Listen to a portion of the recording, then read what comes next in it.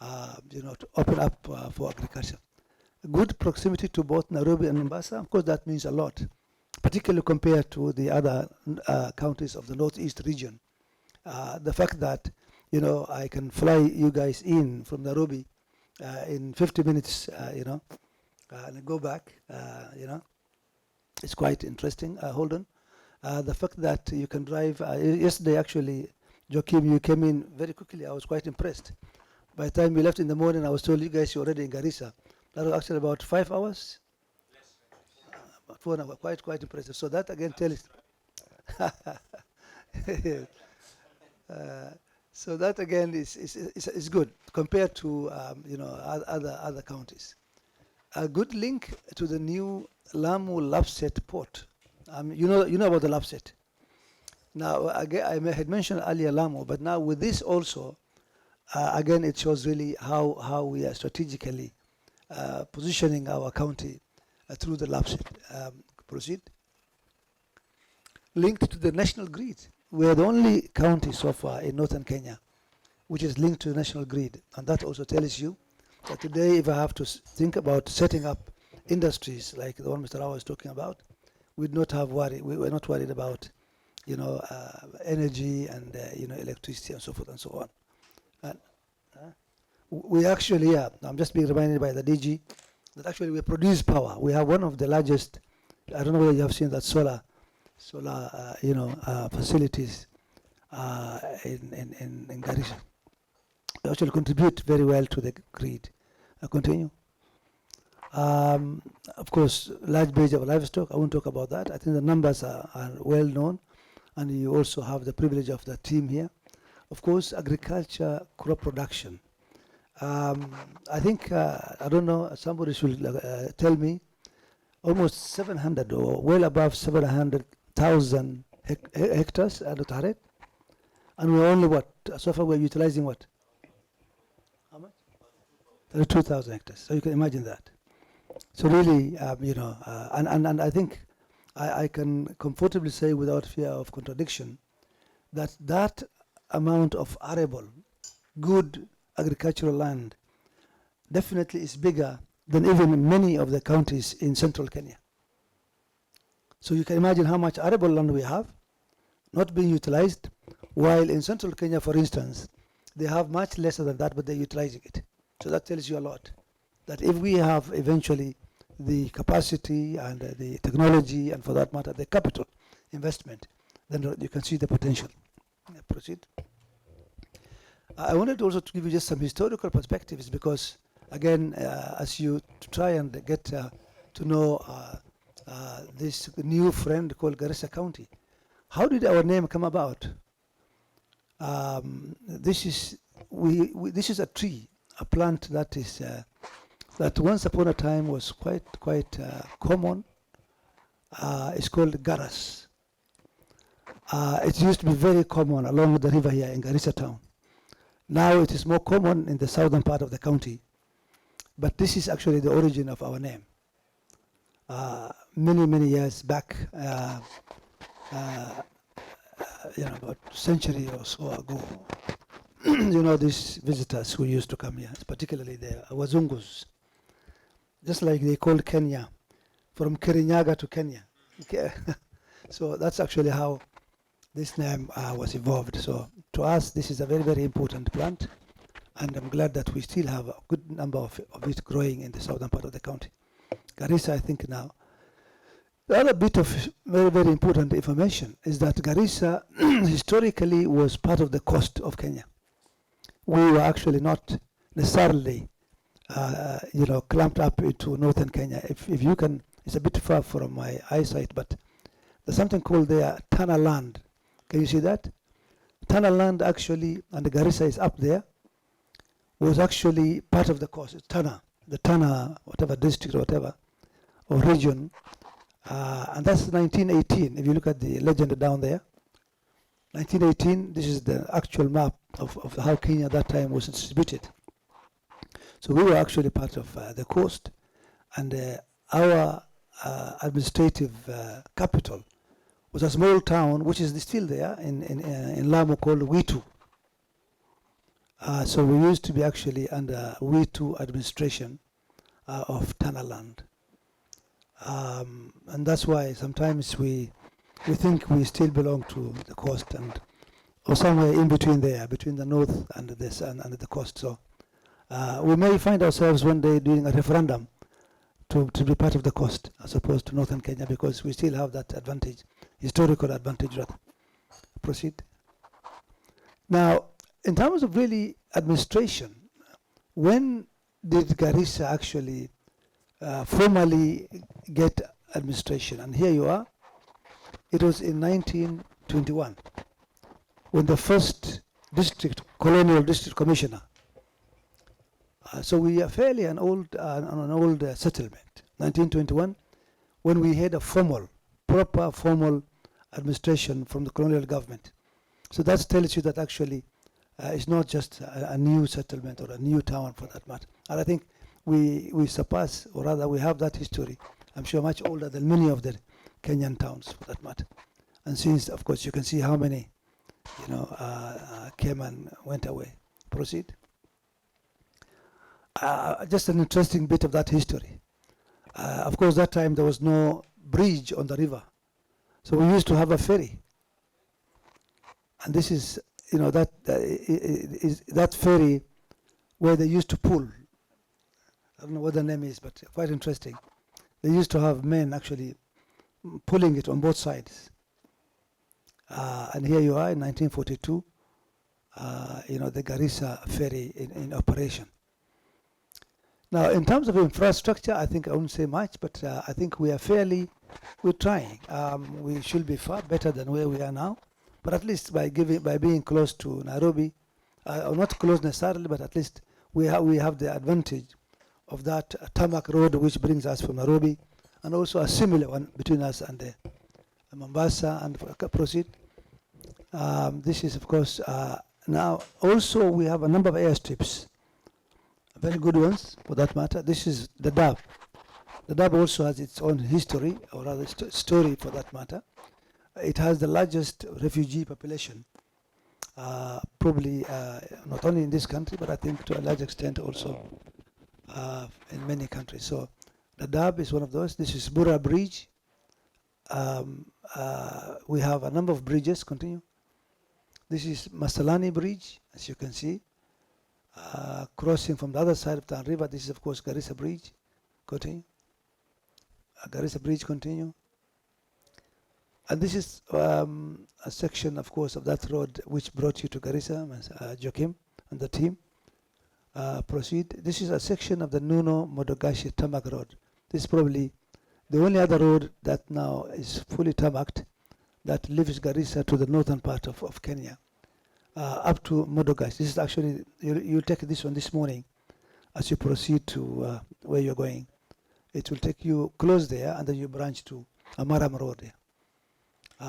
This is the kind of Maram roads which are not necessarily tarmacked as yet, but we have this is probably now the larger number of roads of this type.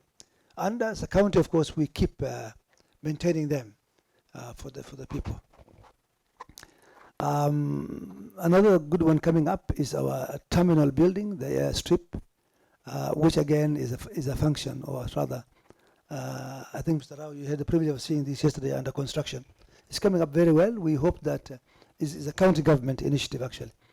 Actually, it's supposed to be done by the national government, but they didn't have the budget, so we took it upon ourselves to fund the same as a county. And I hope next time when you fly into Garissa, this one should be up and running. Thank you. Thank you, as always, yeah. The Lapset Highway, which I mentioned earlier, you can see how it's coming up very well. We have a 250-kilometer section as Garissa, between Lamu and Garissa, as you can see there. Indeed, we expect this to be very, very useful to our people, particularly the pastoralists, the livestock traders. I was in Lamu the other day, and we were talking with the governor there. I visited the new Lamu port, and we're really looking forward to beefing up the livestock trade between Garissa and Lamu, because it's short distance. We have that historical link, and Yeah, proceed. Now, Garissa is the land of contrast. This, for instance, very original Mabon stones, in a place called Danyere in Balambala constituency. And therefore, the potential for mining also is quite huge in this county. Another one I want to just share is, this is a street. This is we call it the eye, but actually is a natural water spring in the northern part of somewhere between us and Isiolo County. We have a natural spring that actually really is the source of water for that part of the county. Yeah. And you can see the kind of vegetation that grows around it. Just from that eye. This is actually the water from the eye. When it is, when it's like also seasonal. Sometimes it brings a lot of water, and the other part, I think, again, depending on the aquifer down there and how the waters may be down there. So this was taken when actually it was quite bringing in a lot of water. So you can see how rich the vegetation is. Continue. In fact, even they do some fishing in there, in that part of the, using that whatever, the chief of the area. Continue. But again, back to Balambala. I wanted to mention, and I think the map is coming up. But this country, our county, has 3 nationally designated game reserves. But of course, not yet exploited, not yet fully, whatever. This is one of them. It's called the Rahole. Again in Balambala, Rahole National Reserve. It's Kenya government nationally, registered or whatever, identified because of the extent of wildlife in these areas. Continue. You were going this morning, Joachim, to that place. This is where, if you can see that river up there, that is the river Osonyiro, coming all the way from central Kenya, as you can see. And it's coming, it goes on until it comes to the Lorian Swamp, where you can see it's ending. That's the flood plains, basically. That's where you're going this morning to see exactly those plains, because that is probably one of the richest, most fertile lands in Kenya, actually, as even identified by the British government those many years ago. So that's where you're going this morning, and you can see the plains, and which you'll see them. Now, after the rains, it looks like that, and also this is some of the vegetation you'll find in some sections of those plains as you go there. Proceed. Another interesting aspect of our county is that we have a small but very, very beautiful window to the Indian Ocean. Of course, we have a bit of an issue between us and Lamu County, but we have an opening which we say is ours, and they say no, it's theirs. So it's usual. I mean, friends and neighbors differ sometimes, but we are claiming that one, a 14-kilometer opening into the Indian Ocean. That small town called Dar es Salaam, and very historical, settlement. Those are some of the ruins that you'll find there. Proceed. Now, again, the most interesting story here about Garissa is, again, as I said, is a county of contrasts. This is the Boni forest, one of the thickest forests in Africa. Again, is largely found in the southern part of the county. If hopefully a day was to come on to drive through the very, very thick forest, while we have some very dry parts in the north, but as you can see there. Continue. Now, this is the one I was mentioning, a Kenya map of game reserves. We have 3 of them identified there. I think, we have, of course, Rahole, which I mentioned, and then? Yeah, exactly. So the Boni forest that I mentioned, which you saw there, is also a reserve, a huge reserve with probably all kind of wildlife. And then, of course, we have the Arawale or Ishakbini reserve. Continue. The unique animals that Garissa also has been famous for include the white giraffe, which, of course, unfortunately, is no more because I think poachers, terminated this one, after living for a few years. But we enjoyed it for quite some few years, about 4 years, and then I don't know how the poachers. These are some of the buffaloes in the Boni Forest Reserve. Continue. Now, Ishagbini Community Conservancy is a very, very also interesting one, where we have that endangered animal called, or antelope called the hirola, which is actually is our animal of identity as a county.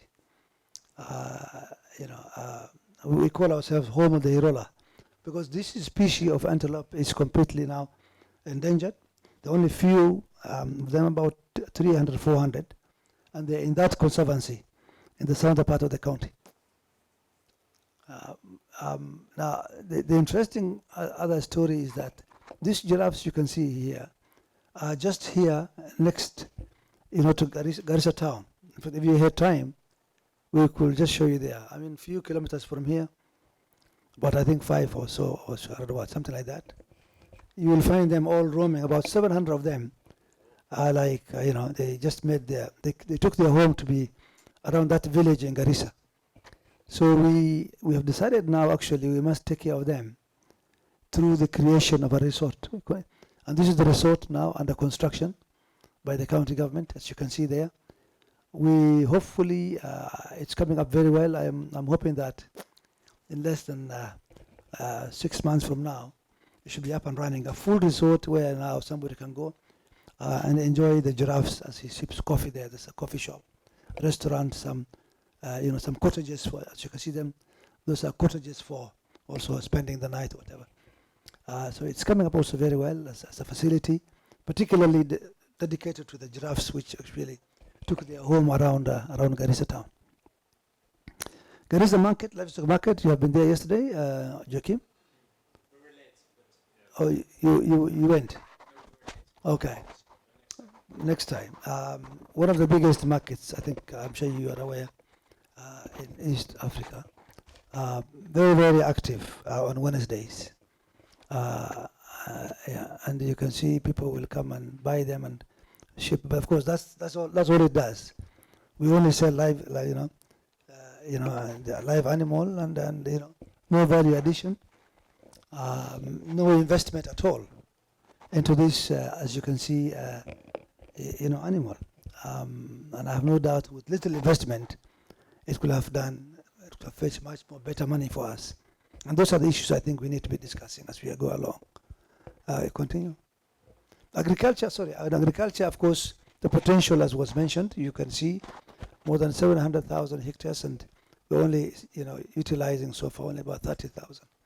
The Tana River, as you can see, basically passes through the entire western border of the county. So really, we have a huge potential. Of course, also despite other problems like flooding once in a while, but definitely that potential is there. Continue. Also, this is the other one, as you can see there, the Lorient Swamp. Can you see Joachim there? That's where you're going. And this is a 1948 map, 1947 actually, by the British colonial government, who identified that in addition to the Tan River down there, the Garissa County also has a huge agricultural potential in that swamp area. You see, the story of the swamp is that the alluvial soils in there are coming all the way from, up there, courtesy of the river Wasayiro, which floods there. So really, the soil deposits there are very, very rich, not only for grass, which you want to cross-check into, but also for agriculture.